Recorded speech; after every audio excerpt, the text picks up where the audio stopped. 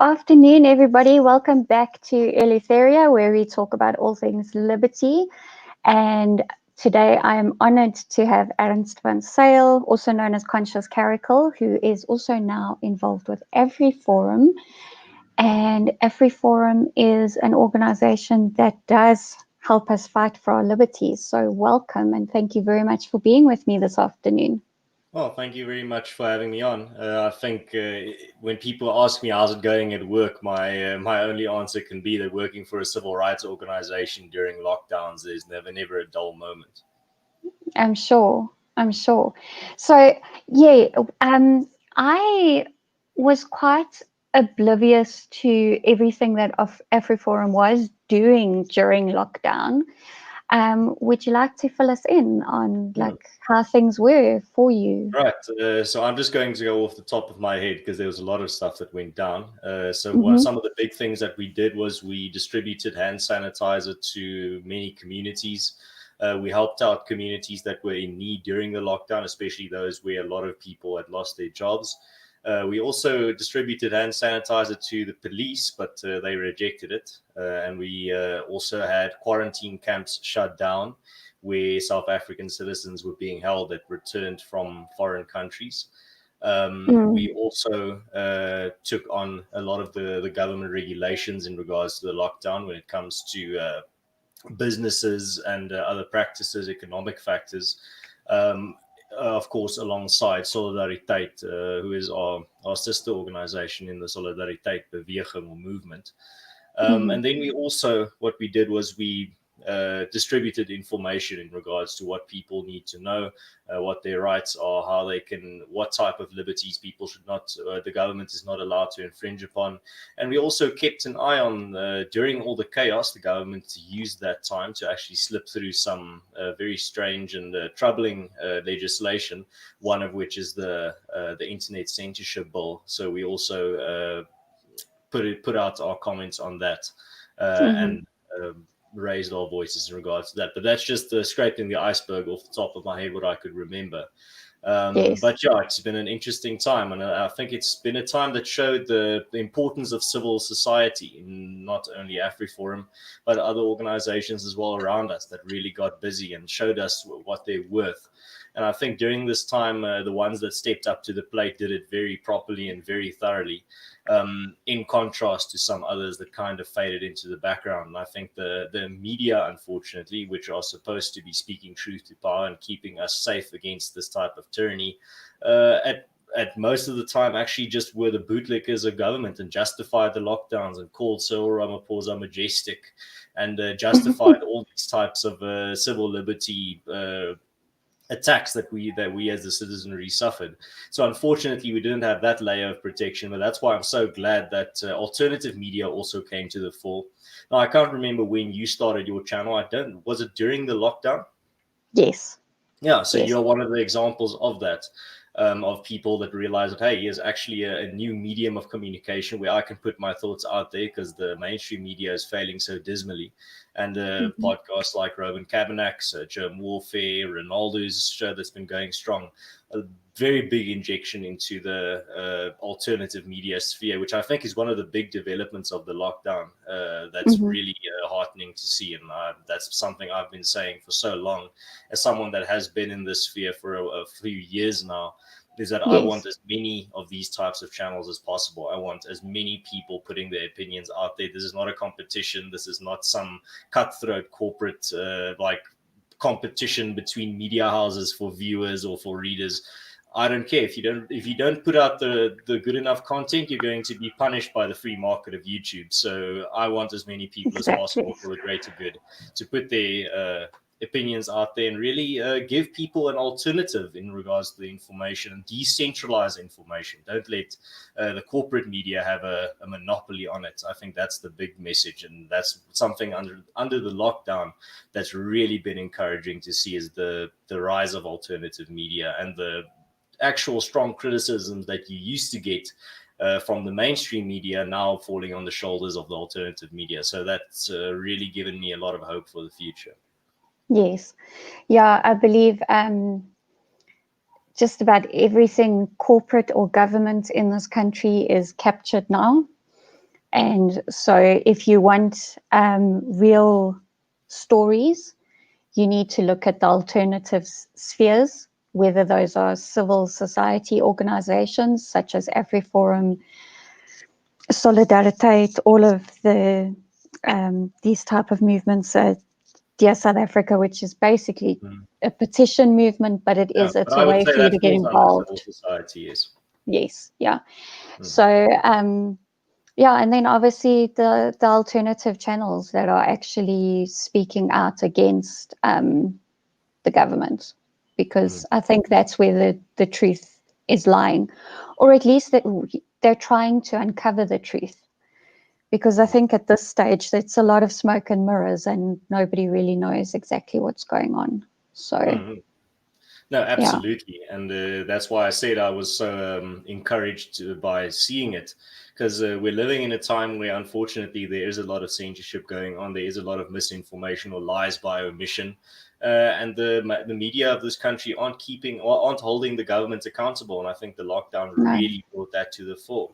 And it's not like it's been this way forever. South Africa was always famous for its investigative journalism and hard-hitting journalists. But now it seems what's happened is what I call media capture. It seems like they're just another arm of the government. So yeah, and in terms of Afriforum as well, I mean, our membership has skyrocketed during the lockdown too. It's fantastic. But we're now at 260,000 members, which makes us the biggest civil rights organization on the continent. Okay. I must actually add the details to the video description after this for people to join Afriforum, for anybody who might be interested. I would appreciate it very much. Although I think my audience is quite awake and probably is already aware of Afriforum, but you never know who might come across the replay. So that will be there after the fact. But what interests me most is you haven't been with Afriforum for very long, have you? No, I actually started working there last year. So I applied in 2018 for the job and I got it. And then in 2019, I started working there. Before that, I was studying at Stellenbosch University. And then I moved up here to Pretoria now. And I've been staying here for almost 2 years. And yeah, I'm in the campaigns department at Afriforum. So I handle content and strategy for the campaigns team. And so far, it's really been a fulfilling job. I mean, it's very strange to work for a company or an organization, rather, where you agree with all the values of that organization. I mean, I would find it very uncomfortable if I was working for a civil rights organization just to earn a paycheck, but I despised everything it stood for. So for me, so far, it's going very well, and I'm very much enjoying it up here north. Oh, that's good to hear. So is that what you studied in Stellenbosch, is like media management or campaign management or something like that? I got my degree in political science, philosophy, and economics, which is a PPE degree. And then I did my honors in political science. Okay. So it does help.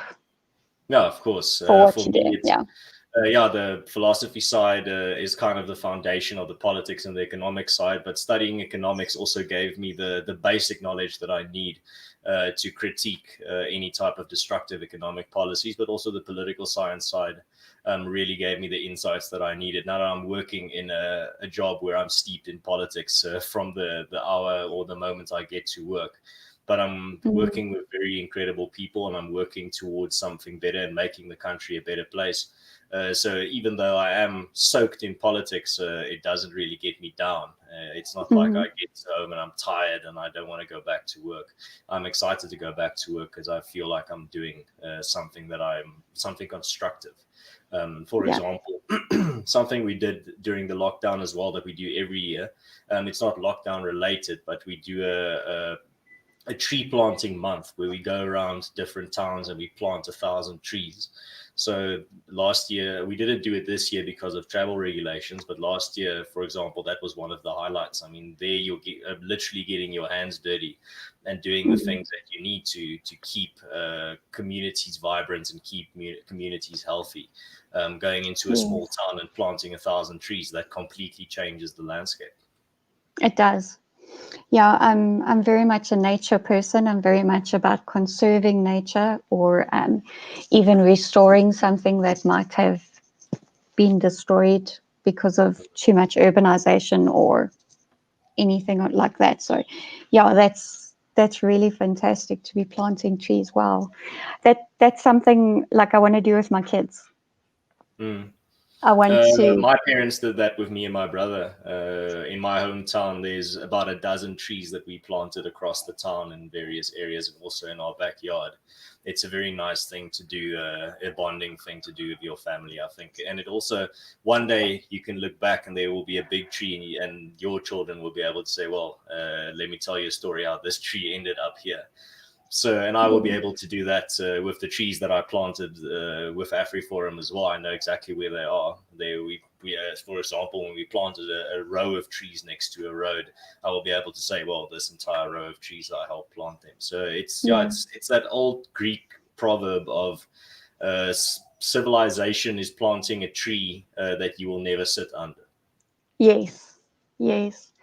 Yeah, I remember when I was in primary school, we always celebrated Arbor Day at my school, which I think is a tradition that seems to have fallen away. Like when my daughter was still in school, she's homeschooled now. Like the school never said anything about Arbor Day, or like we'll be doing this for Arbor Day, or nothing. So yeah, I yeah, you had me at trees. That just like totally threw me off. I'm like, wow, that's cool. Okay. Yeah, it's something very unorthodox for a organization often labeled a radical one, or as some type of hate group or anything. We're just going around planting trees and making communities clean and filling potholes. Very radical stuff. Yeah, very radical, and calling out the government on racist policies for the funding, the lockdown funding. What? Yeah, we've actually also have a competition internally with our different branches to see the branch that fills the most potholes gets a prize. And I think it was I think last year Potchefstroom won, and they filled like 1,000 potholes. That's cool. That's really cool. I need to learn how to fill potholes, because there's one on my street that like has been there for about 2 years. And yeah, my ward councillor doesn't seem to be able to get the city of Joburg to come and fill it for us. Yeah, the thing is, you have to do it properly, or else it's Yes. just going to be back the next year. So Yes. unfortunately, when people don't do their research, they just fill it up with anything, or even with tar, and then it doesn't work. How you actually do it properly, how I understand it, is you cut out a little square around it, so whatever you fill it with is more solid. Yes. But yeah, that's just some of the things that we do, and we also handed out food parcels during the lockdown to communities that were struggling. Yes. And yeah, it's weird to see. For example, this week there was another hit piece on Afriforum written in, I think, the Financial Mail, where they compared us to the EFF, and it's just so bizarre to see. You're comparing one political party that destroys private property, that incites violence, that stokes racial hatred, and you're comparing them to what is supposedly the opposite fringe, which is just an organization that hands out food parcels, fills potholes, and plants trees. So it just shows the spin that's there. The mainstream media seems desperate to create villains where there aren't any, and then to excuse the behavior of the actual villains, which I think a lot of people are realizing is actually all just a ruse and a facade. And I'm just looking at the how opinions around me have changed. So a few years ago, when I told someone I'm a member of Afriforum before I work there, they would say, "Oh, it's that organization," almost not like a indifferent way. But now today, when I say I work for Afriforum, those same people would tell me, "No, thank you very much for everything you're doing. We do see it. We've become members ourselves." So yeah, it's unfortunate that we are in this situation where we're fighting an information war, if you will. It's definitely, it's not even an exaggeration to call some of this propaganda. I mean, there was also that in that article, they tried to compare the picture where Julius Malema posted a picture of an AK-47 this week in the preparation for Caracal. They compared that to an image that Ernst van Zyl, our deputy CEO, put on Twitter 2 years ago, where he was just at the shooting range, and the caption just says practice or target practice or something. And they cut out the date deliberately, so it looks like he posted it this week. And this is not from it's not from some fringe people doing this. This is a mainstream article that's making these types of, I don't know, I can't prove that it's deliberate, but it looks very sketchy and dodgy. And I would have expected a lot more from our journalists, that they would do at least a little bit of research and not villainize the people that are not making this country worse, the people that are actually making this country better. And you can see it with, for example, with alternative media figures like Ronaldo Goos and Roman Cabernac as well, where they are relentlessly attacked by these these hordes on Twitter, as if they're these radicals, as if they are encouraging violence, as if they're encouraging bad behavior or criminal behavior, where, as a matter of fact, they're just advocating liberty. They're just advocating to protect people's civil rights, not to take them away. So, and so many people are seeing through it. So many people are realizing that it's all just a ruse. It's all just propaganda. And because so many people are seeing it and waking up to it, that's why alternative channels are growing, because that's the only place where they can find opinions that aren't so distorted, and that opinions that seem like they come from an alternative universe. Yeah, I've definitely been opened up over I suppose about the last year, as to how the mainstream media, and it's not just happening in South Africa, which is the main thing.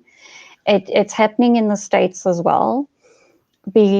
Because just the other day I was told that I've been brainwashed and I'm in a cult because I called someone out for being happy that Trump got COVID. I mean, if you are, and I made a tweet about this today in response to someone that said something along the lines of like, Afrikaans needs to die out. And I told him, you are motivated by resentment. I'm not. I'm motivated by what I love and the things that I support and the things that I want to make better. I don't wake up in the morning and want to see the people I disagree with hurt in any way. I don't want to see anything happen to my political opponents. I don't wish for their some type of horrible thing to happen to them, because that's poor mental health. That it doesn't indicate a healthy mind. That indicates that there's some, I would almost say, literal demons inside of you if you think like that. The thought doesn't cross my mind. I think about the things that I can make better, the things that I can improve, the places where I can help people in any way possible. And I would say, and I'm only speculating, I'm not a clinical or psychologist view. I have to talk to my good friend Quentin Ferreira about this. He will give you the information on the psychological side of it. But I think that's why a lot of people in our circles are so happy. We're not miserable. We're not constantly attacking other people. We're not sending people death threats. We're not toxic people.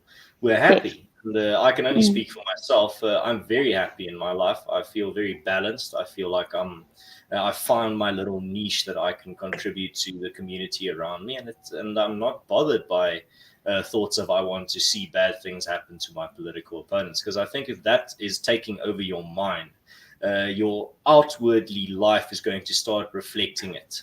You're going to start looking like a miserable person. You're going to start looking like you are a person with those types of thoughts, and I do believe that. I think your conscience is going to eat away at you, even though you're not going to have it. It's not going to be in the foreground of your mind, but you're going. And that's the warning I gave this person today. I told them, as long as you are motivated by resentment, you're going to remain miserable, and you're not going to be able to figure out why. Yes, absolutely. I think ultimately that's what South African spirit is. We've been through a lot in this country, and every time that we go through something that breaks us down, the very next day, for the most part, people are getting up and saying, right, how do we rebuild? Where do we start to rebuilding this? And that's South African spirit. What we see on Twitter or in the media or anything like that, that's not South African spirit. In my opinion, that is the furthest thing from South African spirit ever. I mean, you can see it in the. I can only speak from my cultural perspective, but you can see it in the Afrikaner spirit of after the scorched earth policy, where our farms were burned down and everything was destroyed. It was that spirit of this has happened, but we're going to pick ourselves up. We're going to make something better of it. So when people talk about white privilege being wealth accumulated over 400 years, I'm like, well, in the 90s, at the turn of the previous century, we started at square one. There was nothing left. I always tell the story of my great-grandfather, and this is in the Great Depression, so 1930s. He had to leave his Karoo farm to go work in the mines because he didn't have enough money, and things were tough back then. I mean, there's a reason they talked about the arm blanke vraagstuk, or the poor white question, something that actually motivated a lot of the apartheid philosophy. And I mean, if you look at the South African history, you can understand kind of where it goes. There's this theory of abused children become abusers themselves, and this is something that I think sits behind a lot of the more tyrannical policies that we saw under apartheid. I think psychologically you'll find the seeds of that in the scorched earth policies, but that's only my speculation. And I think it's Herman Gilumeer, but I can't remember specifically. It has a similar theory where you look at this a downtrodden people that want pretty much control over their own destiny, and when they get the opportunity, a lot of other tyrannical things creep in. And I think with the ANC, you could say a very similar thing, where now that they've tasted power, they don't seem to be able to see their own hypocrisy. With their race-based policies, they're pretty much, they say imitation is the ultimate form of flattery. So then you have to ask yourself, aren't you just giving a lot of flattery to the previous regime, seeing as how you're behaving yourself today? I think one of the big things that a lot of people were shocked by was the COVID-19 relief that they're based on race. I mean, this is despicable behavior. This is not some type of political stunt. You're playing with people's lives. These are people desperate for relief, desperate for support, and you're denying it to them based on the color of their skin. And they didn't see anything wrong with it. And a lot of the bootlickers didn't see anything wrong with it either. There were so many articles written that started with actually, and then they kind of explained it and excused it away. But it's inexcusable. Out of principle, it's inexcusable. And that's the thing, is that we seem to be stuck as South Africans in this cycle where every regime is just replaced by one that doesn't seem to have learned from the past. And unfortunately, I don't think we're going to get rid of the ANC anytime soon. So maybe to get back to Afriforum, that's why we push a philosophy of self-doen, where in Afrikaans you'd say hou op staat maak op die staat, and it doesn't sound as good in English where it doesn't rhyme. So in English it would be stop relying on the state, and that's something that is one of our core principles, where we make solutions for ourselves, solve problems as communities ourselves. Don't rely on the state to do it for you. So I think that is definitely the way going forward for South Africa. The way going forward is not politicians aren't going to save us. Civil society, communities, and people organizing are going to save us. And every community is going to save itself in the end, I think. And a lot of people are realizing that. So that's very heartening to see. Yes, I do believe we need to pull together with our communities. It needs to start at home, literally at home. Get to know your neighbors if you don't already, and build a strong network where you are. Of course, the government is making it harder and harder for us to become self-reliant because they don't want that. So they've done things like trying to tax you providing your own solar power and taxing your borehole water and things like that. And really, we just need to stand together and say, well, we're just not going to stand for it. So on that note, what you can do is you can join civil societies that will fight for the things that you believe in. And I strongly believe that Afriforum is one of those. I always use this rule of thumb because a lot of people, when they look at ANC policies, they're often perplexed by it and they don't understand how can the ANC be this inept, or how can they make this big a mistake? It's so clear as day. But my rule of thumb is just ask yourself, when the ANC proposes any type of legislation or policy, ask yourself a very simple question. Does this policy or legislation give the government more power or take away power from the government? And you'll see in every single case, I would dare to say 10 out of 10 cases would be that that legislation or policy, if it was tabled by the ANC, is going to give the government more power, not less. Now, I can't remember of one piece of legislation or a policy in my lifetime that the ANC passed that actually took away some of its power. So whenever you see an ANC policy or legislation that kind of boggles your mind, and you think like, but there's common sense. Why could they make this mistake? Ask yourself that very simple question in regards to, does it take away or give power to the government? And then things will start making a real lot of sense very quickly. Yeah, I think Ramon actually put it best in his morning shot this morning. If government is looking to license something, it's because it's a way to get BE in there and make it that, either government or the political elite will benefit from that. So, yeah, I think that's always something to bear in mind when dealing with the current ruling party. I think maybe it hasn't come up in the comments yet that I've seen, but maybe we should address the elephant in the room that everybody is thinking about, and that is tomorrow in Caracal. All right. So maybe just some context. I don't think people need it, but maybe if there's one or two listeners that don't know. We never know. Last week, Tuesday, I always tell Odin with his podcast as well, you should always act as if you should always take into account that you don't know who's listening. So there might be someone that doesn't know. So last week, there was a massive gathering of anti-farm murder protesters in Caracal in the Free State. And there was a massive attendance. 95% of the gathering was peaceful. There was no violent rhetoric, no destruction of property. But in the end, at the very end, there was a breakaway group of people that toppled over a police van and set it alight.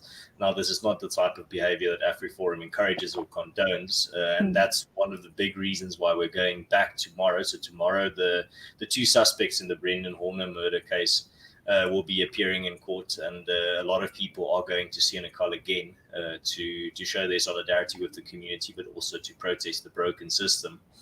And Afriforum are going there as well, because in the end, if we don't go, and if all the moderates stay away, you're just leaving the arena wide open for the fringe elements and the radicals to take over and dictate whatever happens there.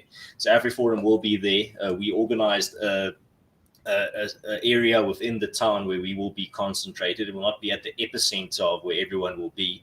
It will be just a little bit of a walk away. So there we will be doing our speeches. Solidarity will be there as well, and we will be unveiling our new strategy to combat farm murders there. Flip Base will be there, Kali Kriel will be there, and a lot of other people from Afriforum and Solidarity as well.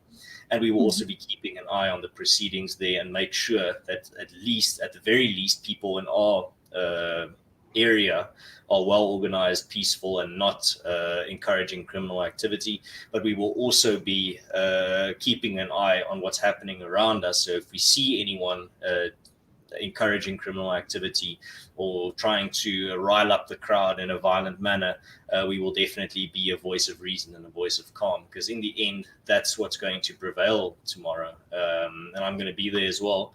The last thing I want tomorrow is that anyone, whether they be EFF or one of the protesters against farm murders, is seriously hurt or killed. I don't want any type of violence to break out tomorrow. I want it to be an orderly affair.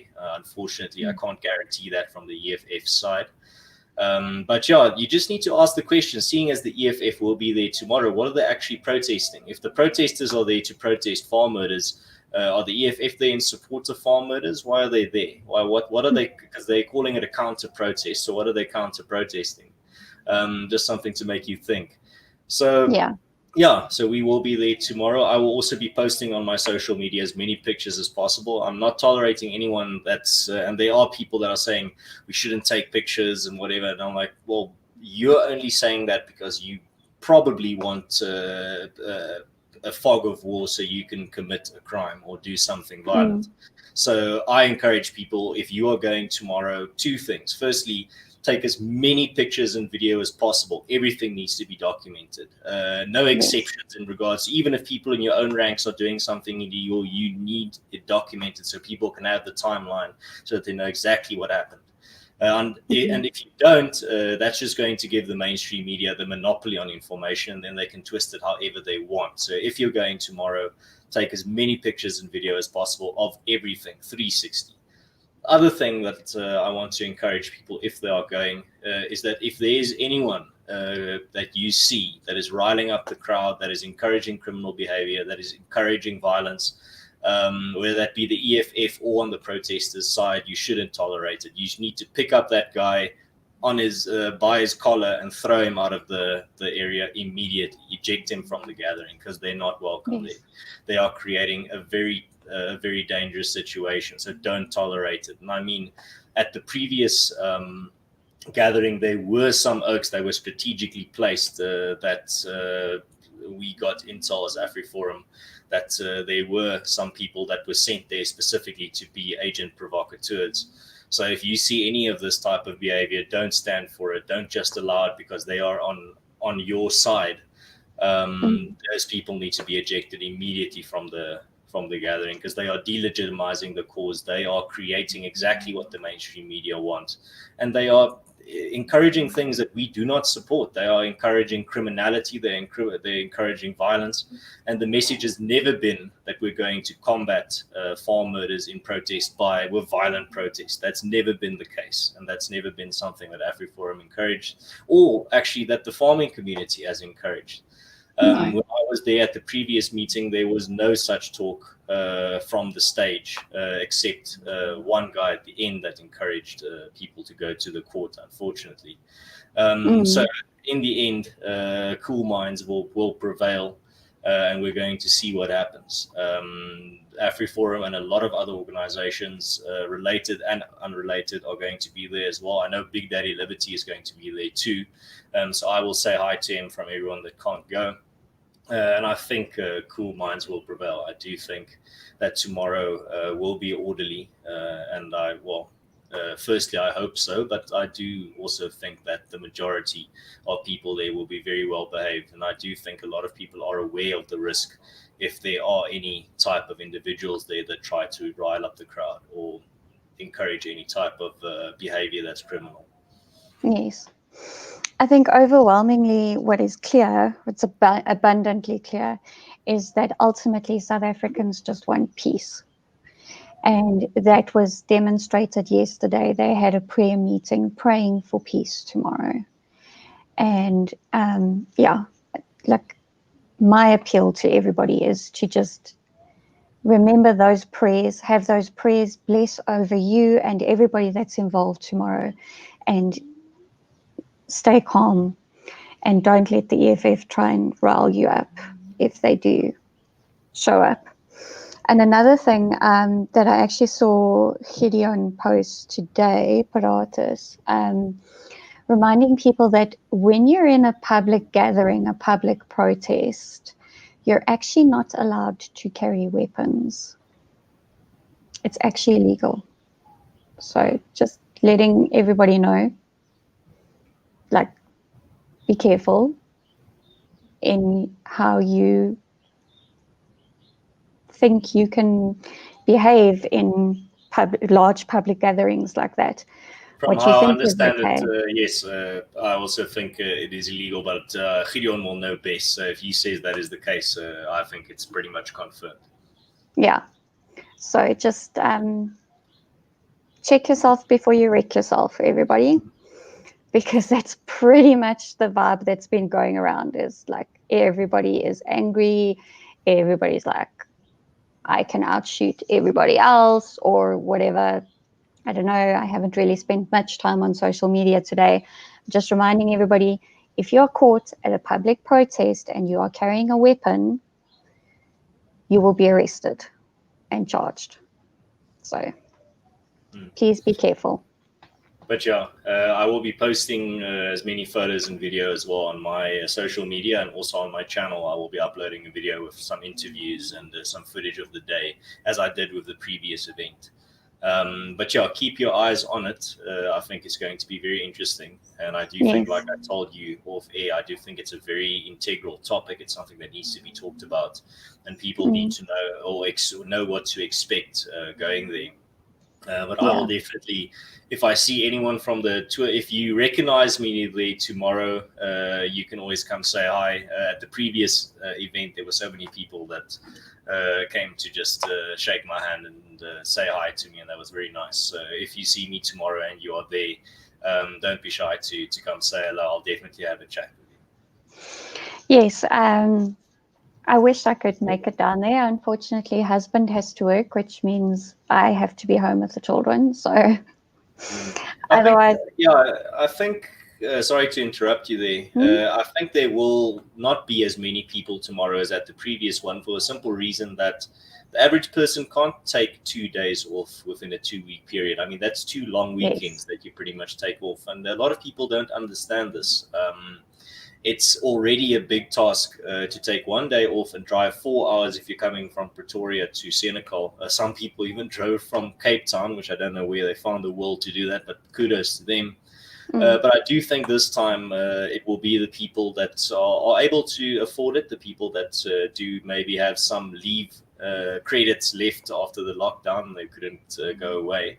But I do expect to see less people this time around than the previous time, for that simple fact that I think a lot of people just don't have the luxury of 2 days off in a 2-week period again during the week. And especially on a Friday, a lot of companies actually don't take too kindly to people using their leave for a Friday to get a long weekend. So we'll have to see. But I do think there will be a substantial amount of people. And there will be some new faces as well. I see a lot of people from Twitter saying they're going that I didn't see there last time. As I said earlier, Big Daddy Liberties is going to be there as well. One of my friends, Crystal Smits, is going to be there too. And we'll see.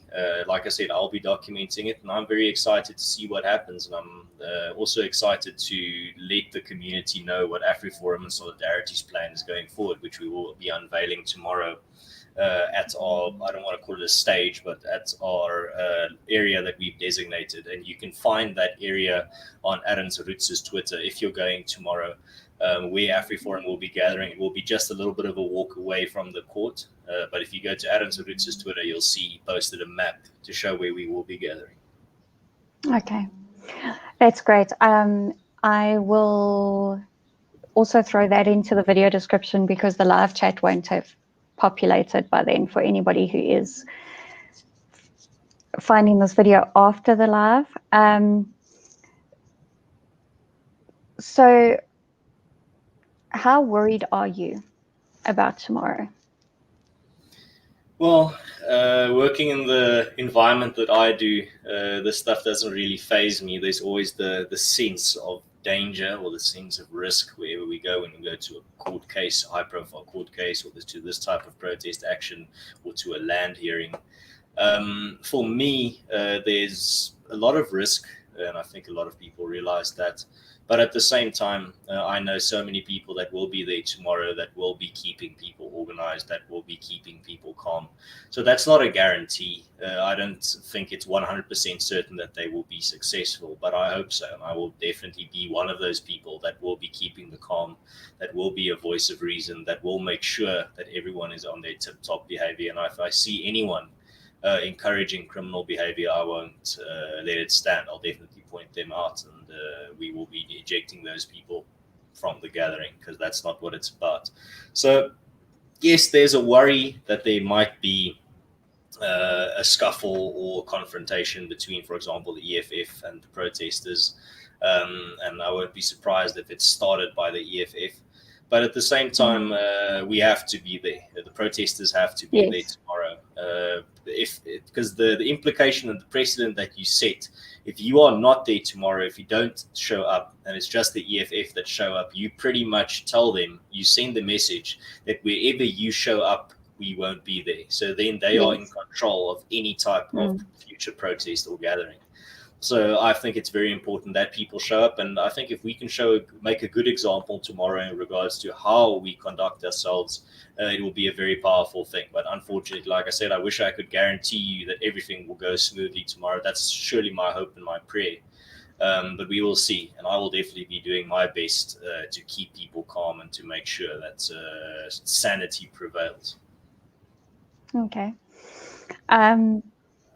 Yeah, I was actually asked on my stream earlier this week if I thought the farmers should go. And my answer was, my head says no, they shouldn't. But my heart actually knows that they can't not.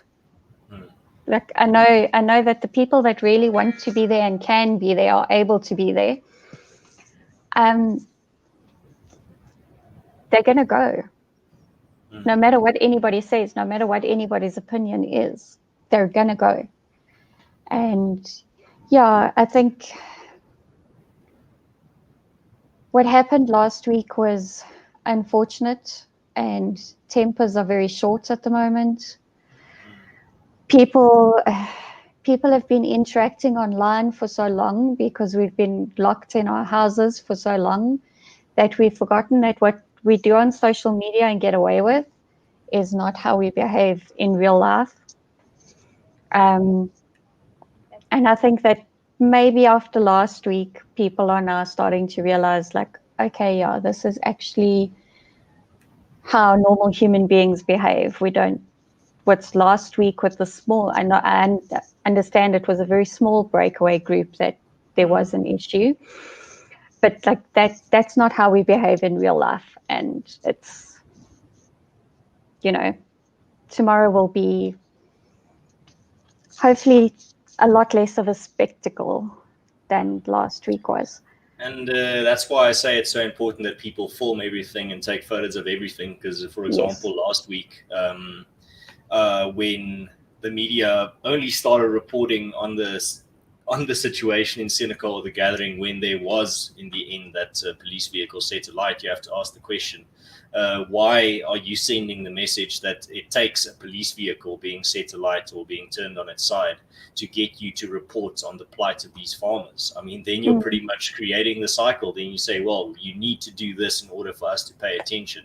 And then it's going to keep happening. That's what we've seen with protest culture in South Africa for the past, I don't know how many decades, where the message has been sent that only through violence and destruction do you get the attention of the politicians and the media. And they reinforce that message. The media reinforces it. They're not going to put peaceful farmers gathering on the front page because that doesn't sell papers. That's not sensational enough. They need that picture of the burning police vehicle for them to put it on the front page. So then you have to really start asking these hard questions about, why are you encouraging this behavior? And that is what they are doing. They are encouraging it. And then you also need to know where this frustration comes from. It comes from a political elite and a ruling party that has a no-care attitude.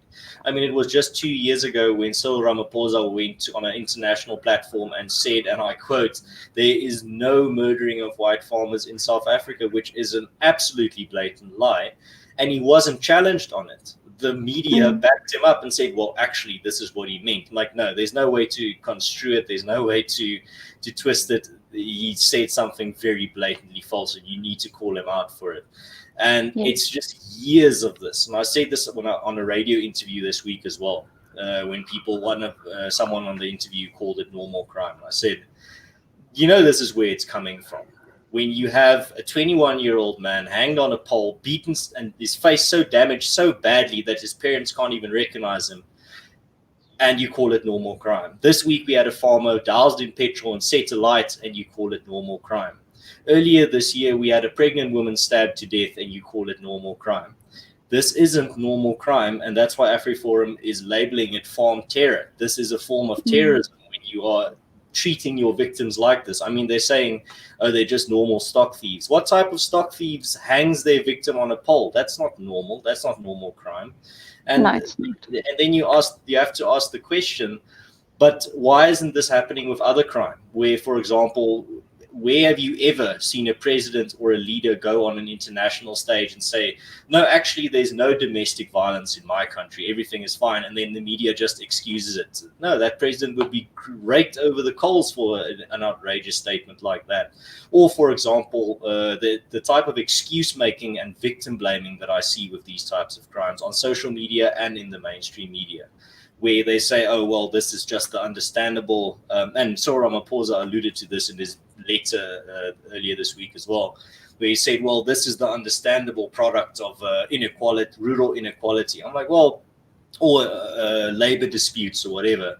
They're pretty much just making excuses and victim blaming. It's the same as you just heard about a horrific domestic violence case, and then immediately you say, well, we need to take into account that I heard a rumor that she burnt his food once. It's not normal behavior. That's sociopathic behavior. That's not how you react to these types of crimes. Your immediate reaction should be, this is horrible, this is cruel, this is not normal.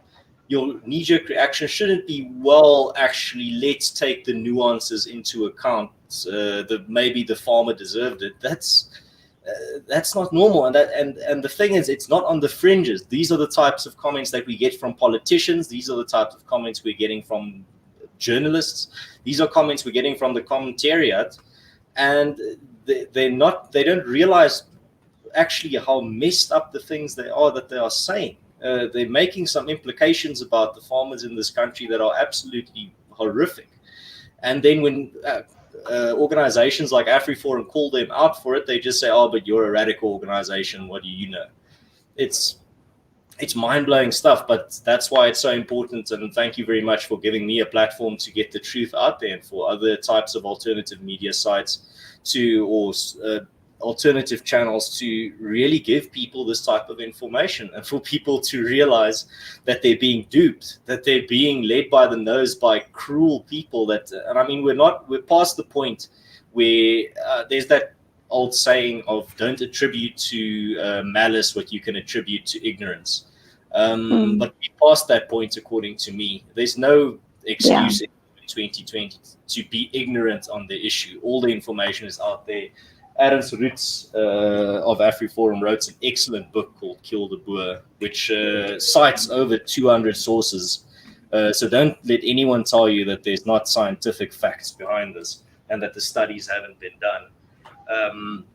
So all the information is out there. So if you are still today denying the crisis of farm murders or playing down the crisis and making excuses for it, I can't make the conclusion anymore that you're doing it out of ignorance. You are doing it out of malice. You're doing it because you either have a chip on your shoulder, or you are genuinely have some type of hatred towards farmers or Afrikaners or whatever, or you are just, like I always say, possessed by ideology. Your ideology is just taking you over, that you can't think clearly, you can't see the world clearly. You literally live in a parallel universe where farm murders aren't a thing, and farm murders are just a conspiracy theory, or it's just a conspiracy theory. So yeah, it's the stuff that rants are made of. So sorry for going off a bit there, but that's as emotional as you're gonna get me. I'm not a guy that really gets up here on my little pedestal and is able to rile up people. For example, I'll never be able to do like a speech where I can rile up a bunch of people. I'm more of a writer, and I'll write the speech for someone. But yeah, this is something that I feel very dearly about, because I come from a farming community. I come from a very small town in the Western Cape, from a rural community, and I know how these types of murders create a chain reaction, where that is a family that has lost a grandfather, or that has lost a mother. That is one murder is another family that is not going to be able to put bread on the table. That's going to be another family where there's one less voice in the church singing along, or that's going to be a whole dozens of people employed by that farmer that are going to have to go unemployed. and live in shacks. This is the reality of it. It has a chain reaction, and the first chain in that link is the farmer himself. And you need to ask the question. I think we've had about 50 farm murders this year. And then you have to ask the question, I'm talking under correction with that number, but what would the situation have been like if that were 50 journalists killed in a year, or 50 Yes. doctors, or 50 lawyers, or 50 politicians? It would be declared a national crisis and people would be losing their minds. The entire country would be up in arms. It would be labeled. I wouldn't be surprised if there was a state of disaster declared just for that. Yes. But because it's farmers, which is a profession, there's people just make excuses for it and say, "Oh man, it's just normal crime. Nothing weird about it. It's all just propaganda, conspiracy theory."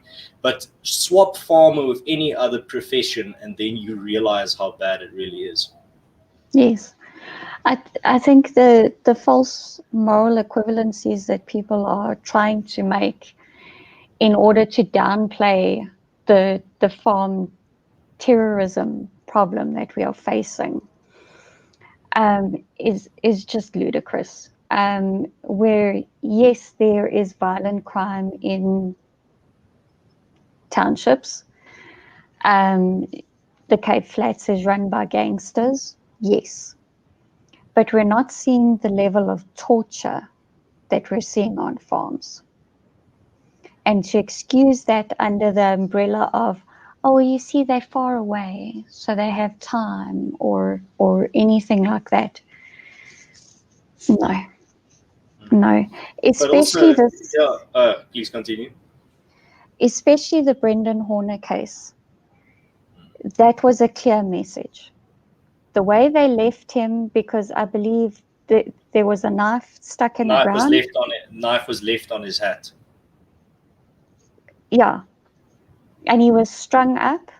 No.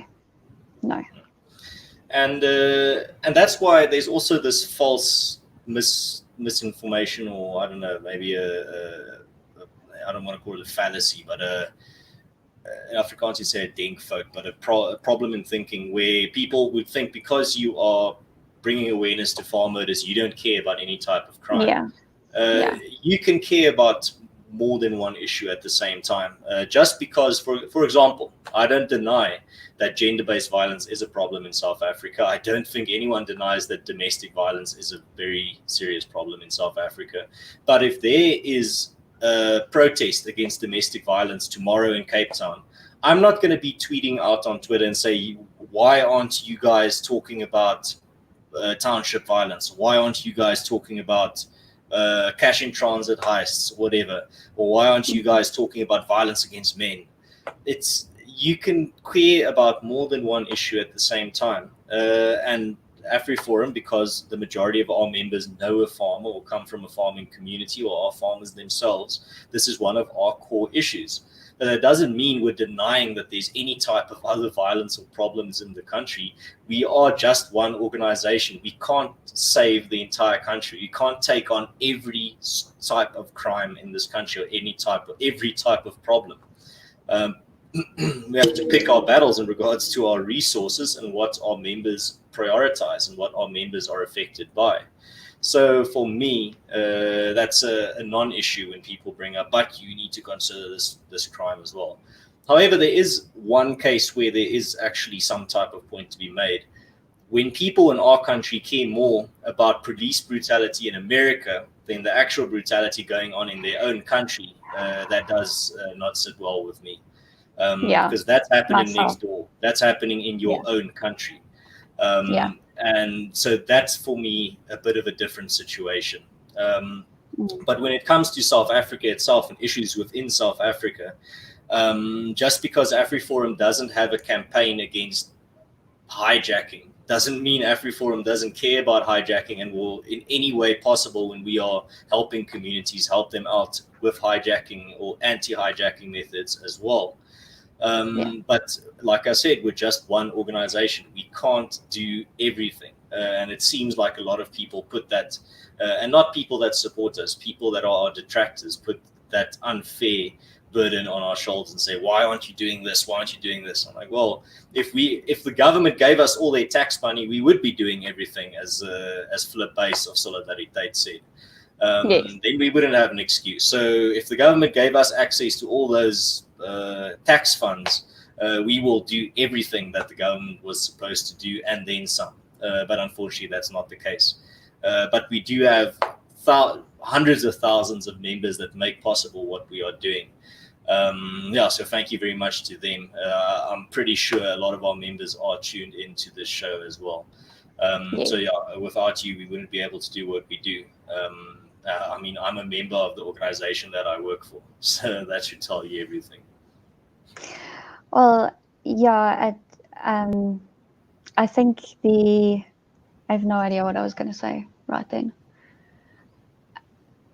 I think the fact that you have done so much with what is arguably a small membership base when we think about the size of the population in South Africa. We're 59, 60 million people, and you have 260,000 paying members of Afriforum, and you have done so much.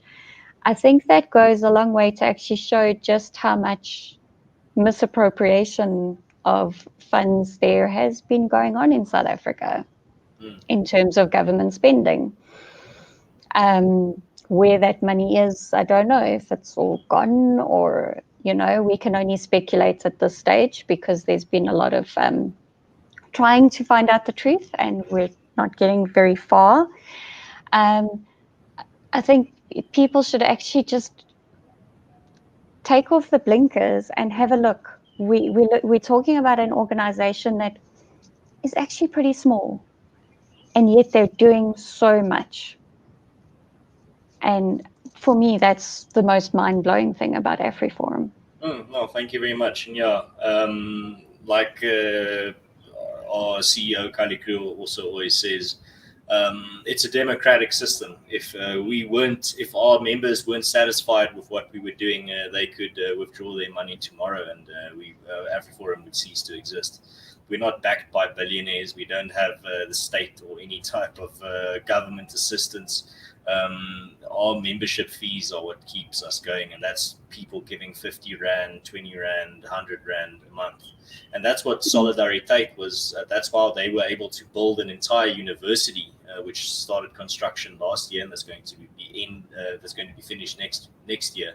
Not because Anton Rupert gave them R1 billion, but because normal people, average working South Africans, gave them 20 Rand donations, 50 Rand donations, 100 Rand donations.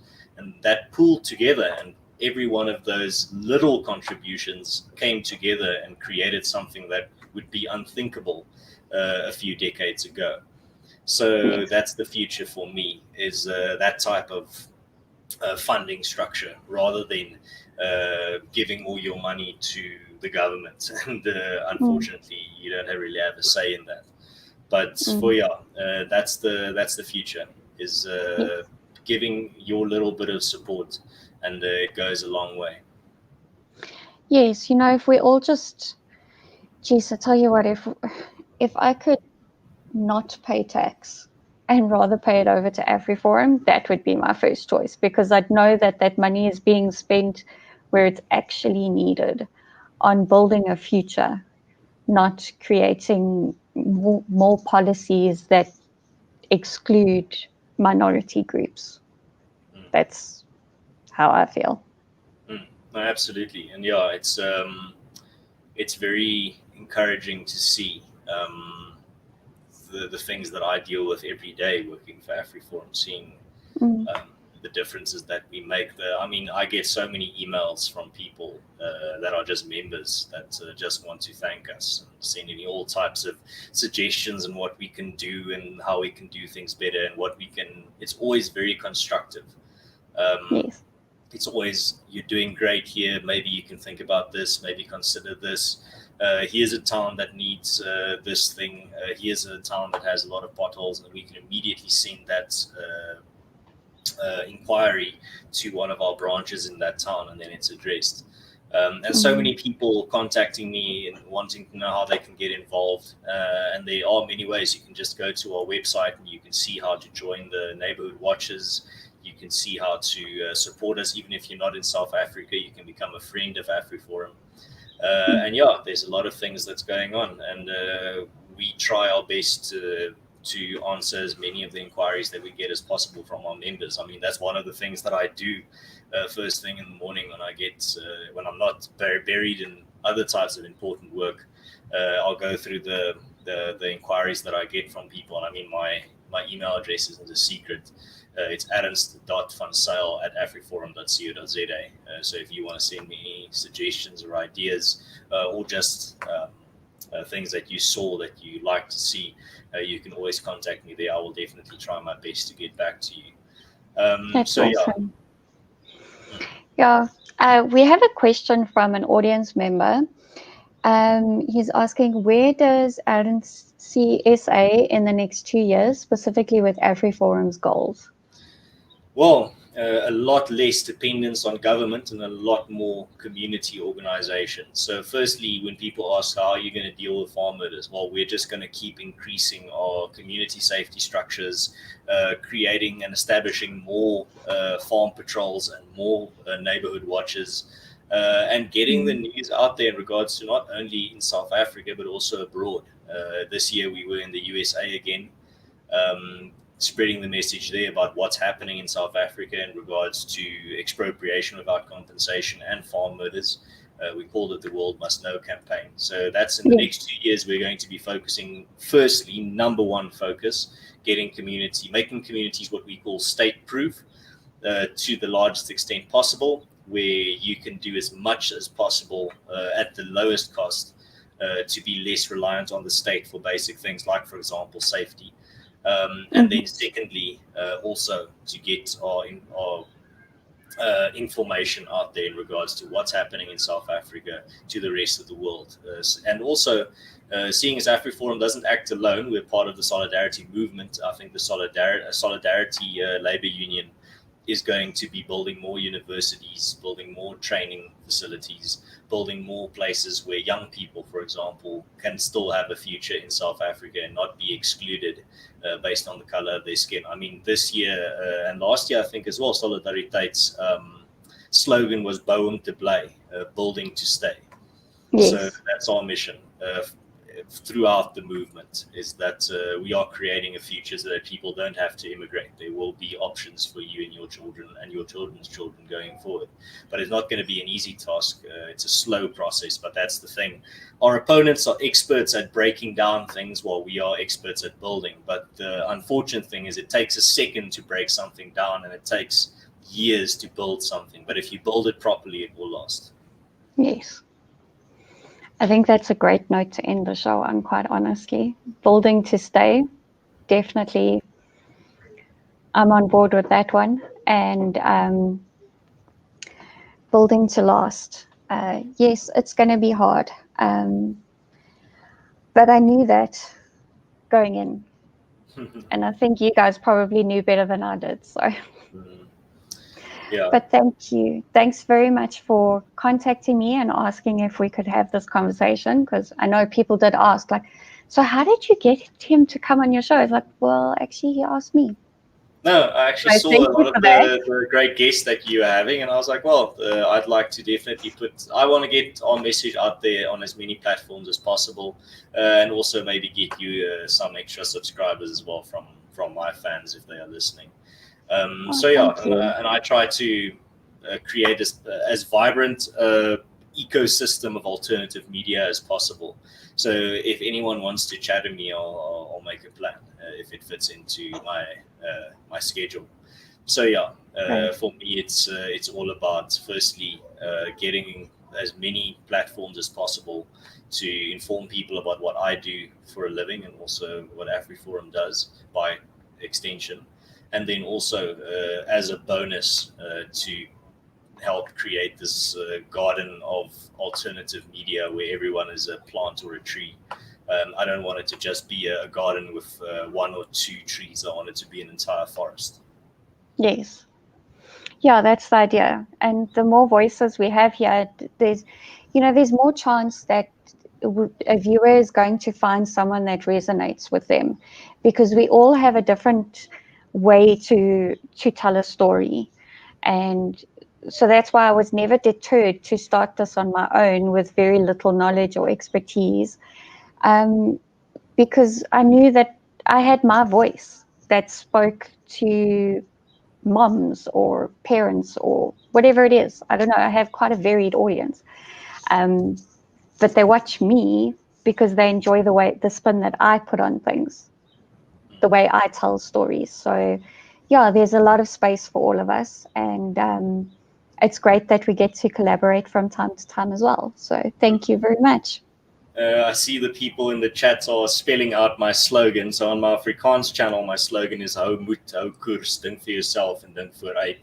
So keep the course, keep the, I don't know, moed is like will, like keep a strong will, and think for yourself and think ahead. So I think that would be my last message. That's great. I love that. And my usual sign off is stay safe out there. Don't wear a mask if you don't have to, because apparently that's still a thing. And yeah, this has been Eleutheria, enlightening South Africa through liberty. I hope you enjoyed. If you did, give it a like, subscribe if you haven't already, and I'll catch you live at 15:45 tomorrow again. Bye-bye, everybody.